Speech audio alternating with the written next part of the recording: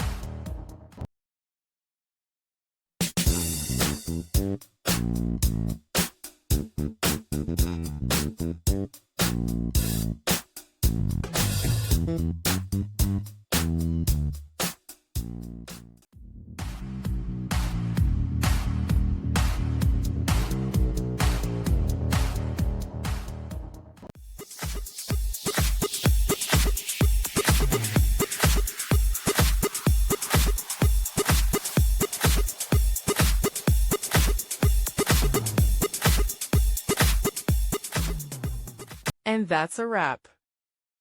I hope you found the answer you were looking for. If you did, take a second to hit that subscribe button. It really helps out.